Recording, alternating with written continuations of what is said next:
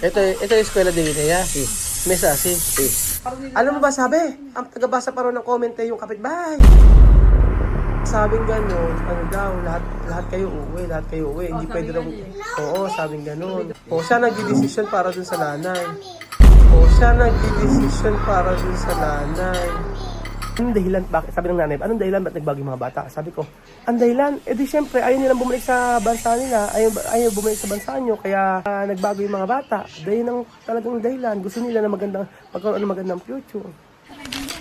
Kaya nga. Sige na, kumain na kayo. Ba't andyan si Amir? Kasama daw sa atin? Oo, may pumasyal. Oo, pumasyal ka ng pumasyal hanggang andito kayo. Ano ba ulam natin? Ba't ba nasa may pressure cooker yung ulam? Para mabilis tumambot. Para mabilis tumambot? Anyway. Kumakain naman pala ng sinigang. Sino? Si Amir. Oo, di ko kumakain talaga sila ng mga ganyan.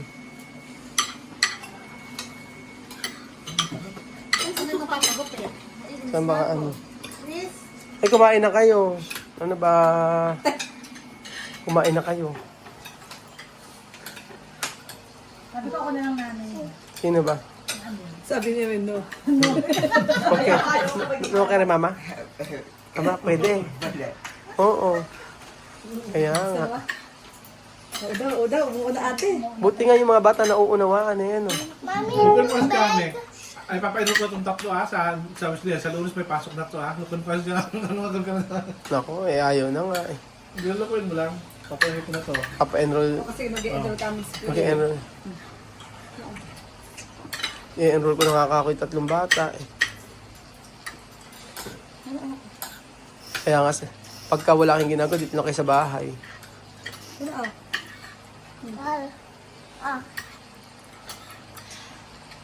Pero, ako na siya tumamak. Ako na siya tumamak yun. Mia, escuela de Guinea. Ano? Escuela. Ano yung pinakita? Amigo. Saan? Pasok na doon? Wala, sa September papasok sa May Guinea kasi. Ayaw nga nilang umuwi. Ito, lalo ire.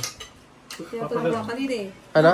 No, hindi daw siya uwi. No. Kaya nga eh. Pirma. Oo nga, pwede naman nga kasi pagpapumirma si Chamame na maging guardian tayo, wala naman problema. Pwede sila rito. Parang tumangkat ano? Matangkad talaga, matangkad pa sa akin eh. Oo, binata na kasi. Siyempre pag ganyan mga binata, hindi mo na pwedeng diktahan, di ba? May mga ano na yan eh, sarili-sarili ng desisyon eh. Oh. Ano to? Kaso ibang Escuela. Eskwela de Guinea. Oo nga naman, Mira, mesa. Oo nga, mesa. No, ya sí. Oo. Ito yung eskwela de Guinea. Sí. Mesa, si. Sí. Sin aire. Si no tiene aire. No tiene aire? No. Ventilador. No tiene dinero. ¿Qué más por ahí? Ano nga sinasabi? Diba? Ayun na yan. No tiene aire, no dinero. Pinakita niya yung pinakita niya yung school sa sa Guinea o walang air. Ventilador yan eh. No tiene. Walang electric fan daw. Wala rin ano. Kaya pinakikita niya kaya nga ayaw nila umuwi. Sinibigay. Ayun, sabi ko kasi sa kanila, nagbabasit mo si Vivian doon sa may kabila. Si Amir din. Sabi ko gano'n, pag ako, yung mga batang to, si Amir, Vivian, lagi nandito. Madalas sa amin.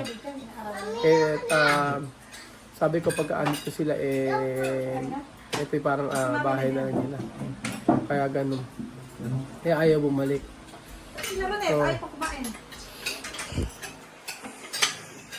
So, sabi ko nga kaya kakausapin ko nga yung nagsusulsul eh. Sasabihin ko, hindi ba sila naaawa sa, di ba? Di ba sila naaawa sa mga re? Kanina nga nandun ako sa Parang baka mo walang anak. Oo, parang walang anak, di ba? Di ba tayo? Edad yan yung mga anak nila, di ba? Oo, di ba tayong mga magulang, kung ano yung makakabuti pa sa panganak, kahit na gumastos basta sa pag-aaral, di ba? Tanong mo siya ano ba problema? Bakit niya? Kakausapin ko nga hindi okay yung ganun. Kagaya niya ni Abay, kanina nandun ako sa kanila. Bakit ang suggestion ni umuwi? Ano? Ano? Bakit Suggest, ang suggestion ni umuwi? May iba namang way kung talagang Oo. concern siya. ang concern siya, di ba? Ang sabing, Gusto niya yung umuwi. ang sabing ganun, ano daw, lahat kayo uuwi, lahat kayo uuwi. Hindi pwede daw, oo, sabing ganun. O, siya nag-decision para dun sa nanay. Kaso nga, nakuha na niya yung loob ng nanay. Eh, oo nga. Pero, ano, kakausapin ko siya, sabihin ko, hindi ba siya naaawa sa mga re? Abay, kanina nga, sumasagot na nga yung isa eh. Sino? Yung si Vivian, ang sabi ni Vivian eh, ano ba gagawin namin doon? Sige, sagutin mo ako. Sabi kay sa nanay, sagutin mo ako, ano gagawin namin sa ano gagawin namin doon. Pagka, tapos di naman makasagot. Tapos ang sagot eh parang bata. Sabing ganun sige, walang school, mapangit ang eskwelahan, pangit ang school na to, lahat, ganyan. Diba? Tatanungin siya ng bata, ang sagot eh hindi maganda yung sagot. Kumbaga parang baby ang salita, parang batang kausap.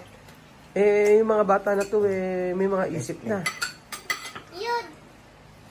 Yung mga isip na to Mature na yung mga bata, lalo si Vivian. Ang gusto nila, Oo. makakasal. Bay, sabi nga ni Vivian dito nga, nakita mo, hindi naman kami namamasyala.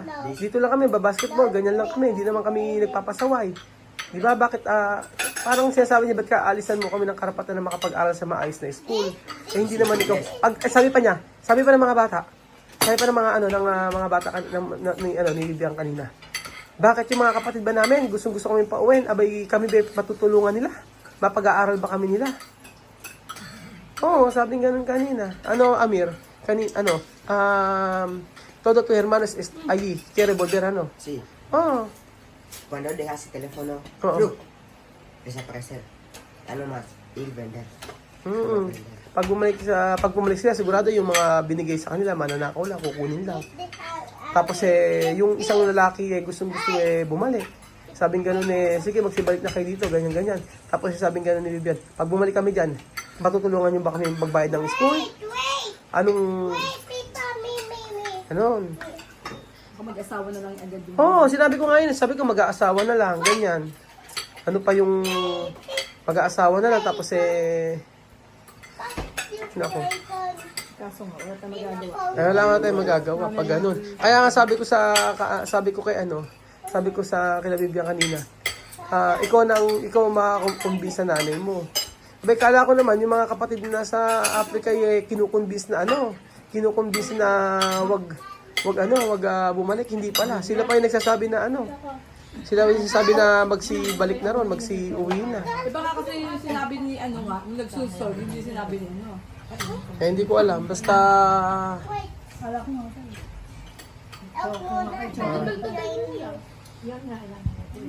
tingnan mo yung mga bata rito. Tsaka nakapag-adjust na sila Kagaya Timay, kita mo nakapag-adjust na Tapos sabi nga ng bata kanina, sabi ng bata na ni Vivian, pagka bumalik kami ng 2 taon, tapos hindi na kami marunong mag-Tagalog kasi makakalimutan na namin, tapos babalik daw dito college, hindi po pwede ka. Sabi gano'n nila Vivian sa kanila misma, hindi po pwedeng gano'n. Nakapag-adjust na kami sa language marunong kami mag-English, marunong kami mag-Tagalog, tapos pagkayari babalik ulit. Nakakaintindi na sila kahit hindi nila... Nakakaintindi sila? Pag tinanong mo Tagalog, English. Alam nila. Oo. Naiintindihan. Maintindihan lang si Vivian. Si Vivian, kausapin mo. English siya. Pag message mo si Vivian, Tagalog, sasagutin ka yung Tagalog. Si Miss ganun din. Ako minsan Tagalog ko lang kasi English niya ako sinasagot Oo. Ganun na sila. Tingnan mo nga, ilang taon lang yan na pagka nakatapos sa pag-aaral yan, sino ba ang di ba? Para sa kanila din yun. Kaya sabi ko sa nanay kanina, magbakasyon ka na lang doon kahit 1 taon o 6 months, sabi ko. Tapos pagkayari yung 3 bata ka, kukuhanan ko ng kasama sa bahay, sabi ko gano'n sa kanya. Tapos pupunta-punta ako. Para ka ako ma-compare mo, sabi ko sa kanya, para ma-compare mo yung baka mamaya pagod ka lang, ganyan. Baka nape-pressure lang sa cellphone. araw-araw ba naman siya Araw-araw ba naman Araw-araw. Alam mo ba sabi? Ang tagabasa pa raw ng comment yung kapitbahay. Siya pa raw nagsasabi. Oo. Mali ko totoo yung sinasabi ni ano. Yun nga. Translate ba ng maayos? No? Baka binabago. Pinipilit nga ng ano, pinipilit nga ng, Eh bakit na gusto niya pa uwi? Para saan? ayun ko. Hindi, siguro, hindi ko alam. Basta kakausapin ko siya. Hindi pwede yung ganyan ginagawa niya sa mga bata. Walang anak. Tinatanggalan mo ng yung mga bata. Oo, tinatanggalan mo ng karapatan yung mga bata na makapagtapos sa pag-aaral dito. Bakit nga naisip na sabihin gano'n, na umuwi na lang? Kabig-kabig na sabihin niya umuwi na lang. Araw-araw daw tinatanong. Araw-araw tinatanong kung kailan kayo uwi, may ticket na ba kayo, may ticket na ba kayo? O lahat kayo uwi, ganon. Pagaya ni Chuche, no?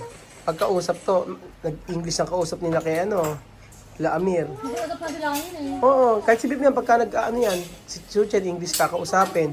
Tapos minsan si Bibian, pagkausap, naglalaro silang ganyan, ang salita nila, edi English, Tagalog. Kaya hindi mo masisisi yung mga bata na ito na sa akin malapit eh. Tsaka makikita mo, tingnan mo dito nagpupunta. Tingin mo ba pagka Timayla, pagka umuwi yan, after 2 years, pagka dito rin magka-college? Hindi pwede yun. Mag-adjust na naman sila. Mag-adjust sila noon. Babalik na naman sila sa panibagong ano. Di ba? Yes. Kasi, halimbawa yung high school, kunyari mag-high school sila doon, tapos magka-college dito. Tingin mo ba papasa sila sa assessment ng sa school? Hindi. Baka magkaiba ang curriculum ng Babalik bawat naman sila bansa. sa... Oo, iba ang curriculum ng bawat bansa. Tapos dito biglang from Yun ang spa. mga sa age nila, o, di ba? Hindi naman yung tama. Oo, hindi. Grade level yung Oo. iba yun. Iba nga dito, yung nag-exam nga sila dito, hindi pumasa yun. Kagaya ni Vivian, dapat yan, ano na siya, grade ano na siya. High school na si Vivian dapat. Eh, hindi nga pumasa sa ano, sa assessment. Kaya kahit pag high school na doon. Oo, High yun school pa rin dito. yung ina-explain ko sa nanay. Sabing gano'n, hindi pagka nag-college ni dito magka-college. Kasi wala daw university doon, sabing gano'n ng nanay. Sabi ko, ini-explain ko mabuti. Sabi ko kahit magpunta rito yan, babalik na naman sila sa umpisa. Babalik talaga. Babalik, di ba? Hindi man po pwede kunyari magka-college doon, ay mag-high school doon, after graduation, dito magka-college. Hindi gano'n. Ibang-iba. Ayan. At tingnan mo, ayan, mga bata, dito nagpupunta. Hindi nga. Sasabi nga ng mga bata, hindi naman kami nagpapasaway, okay naman na kami. Sumusunod naman kami sa inyo, sabing gano'n. Kaya nga. May malalaki na yun, may mga matured na yan, kaya alam na nila yung tama sa mali. Naiga-guide naman eh. Sinasabi pa. Sabi nga gano'n ni pag bumalik kami doon, yung barkada namin. Mabuti ba maging barkada namin doon? At sila nakikipag sa nanay nila. Talo. Tapos meron pang magsusulsol. Si Maricel. Mapagsusol. May principal. So, ayun pa mga amigo. At napunta si Amer dito. Tapos mamaya magbabasketball daw siya. So, mamaya pupunta kami sa dito. Manonood kami ng basketball. Pati si Bibian nagbabasketball din dito. Mas gusto nila ng matutuwa ka sa mga batang yan. Alam mo bakit? Kasi pagka nagpunta rito, sabihin, Daddy, manonood magbabasketball kami. Tapos Daddy, pupunta kami doon. Nagpapaalam sila. Ang galing nga eh. Sabi ko nga laki kasi ng pagbabago ng mga bata. Sobrang hindi na kagaya dati. Tapos napag-usapan namin, anong dahilan, bakit, sabi ng nanay, anong dahilan ba't nagbago yung mga bata? Sabi ko, ang dahilan, di syempre, ayaw nilang bumalik sa bansa nila, ayaw bumalik sa bansa nyo, kaya nagbago yung mga bata. Dahil ang talagang dahilan, gusto nila na magkaroon ng magandang future. Yun ang sinabi ko sa nanay. Tapos hindi man nakakibo. So, yun. I-explain lang naman namin. At yung mga bata naman, may malalaki ito, may sarili ng pag-iisip. Pero hopefully, Hopefully, maunawaan ng nanay kung ano yung pinagdadaanan ng mga bata.